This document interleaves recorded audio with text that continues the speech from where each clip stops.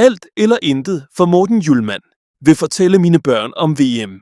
Vigtigheden af playoff-kampen mod Nordmakedonien er ikke til at tage fejl af hos Morten Hjulmand, da den danske stjerne kalder det for alt eller intet. Danmark skal kvalificere sig til sommerens VM-slutrunde, og derfor er torsdagens playoff-kamp mod Nordmakedonien altafgørende for den store målsætning. Men det er ikke kun et mål, det er en drøm for mange af spillerne.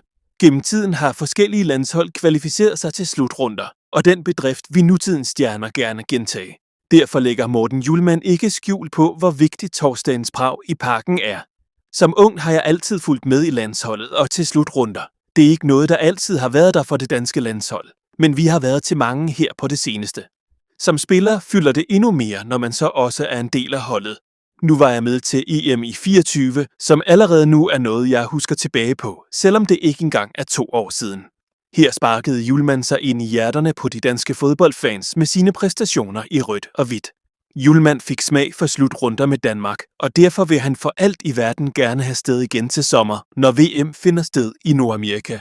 Hvis jeg kan få endnu en oplevelse til så stor en turnering for det danske landshold, vil det være et af de momenter, jeg gerne vil huske tilbage på, når jeg en dag er færdig og kan sidde med mine børn og snakke om min karriere. Så vil jeg gerne kunne sige til dem, at jeg var med til den slutrunde i 2026, og det er vigtigheden for kampen i morgen for mig. Det kan jo være anderledes for nogle andre spillere, men for mig er det lidt alt eller intet, siger Morten Hjulmand til Bold og resten af den danske presse på pressemødet.